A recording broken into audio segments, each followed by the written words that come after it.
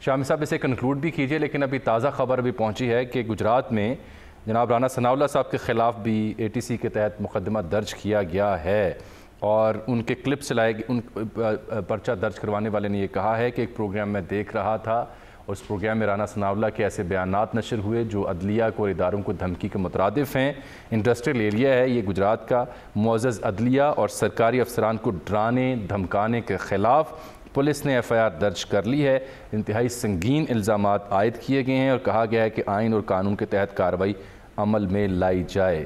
ہم تو خان صاحب کی ATC میں پیشی اور ان کی جو 1 ستمبر تک انہیں گرفتاری سے روکا گیا اس کو ڈسکس کر رہے تھے، پیرالل یہ بھی دیکھنے کو اور سننے کو مل گیا ہے شامی صاحب۔ دیکھیں، یہ تو وہ کہتے ہیں، نعرہ لگاتے ہیں جو ہمارے اہل سیاست کہ ہم آدمی ہیں تمہارے جیسے، جو تم کرو گے سو ہم کریں گے۔ جی، تو جب عمران خان صاحب کے خلاف انسداد دہشت گردی کا پرچہ کٹا تو پھر اس کا جواب جو ہے اب پنجاب میں دیا جا رہا ہے اور خیبر پختونخوا میں دیا جا رہا ہے۔ جی، اور رانا ثناء اللہ صاحب کے بیانات جو ہیں اگرچہ پرانے بیانات ہیں، یہ جو گجرات کے ہمارے بھائی سو کے اٹھے ہیں میرا خیال، اور ان کو ابھی خیال آیا ہے کہ یہ ان کے بیانات موجود ہیں۔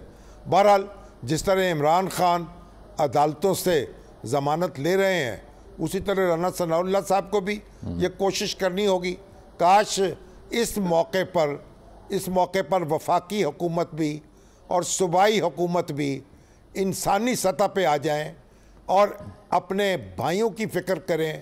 ایک دوسرے کے خلاف پرچے تو بعد میں بھی کٹ جائیں گے اور یہ تو ان کو موقع بار بار ملیں گے۔ اب عوام جو ہے ان کا دل تو کر رہا ہے ان دونوں کے خلاف پرچہ کٹوا دیں، وفاقی حکومت کے خلاف بھی اور صوبائی حکومت کے خلاف بھی، جو اس طرح کی کارروائیوں میں مصروف ہیں اور جن کو کوئی خیال نہیں جا رہا کہ ان کی ترجیحات کیا ہونی چاہیے۔ اس وقت انہیں سیاست ترک کر دینی چاہیے، انتقامی رویے ختم کر دینے کہہ رہے ہیں چاہیے کہ سیاست کر کے ان کی داد رسی کی جانب رجوع کیا جائے۔ بہت شکریہ آپ کا شامی صاحب۔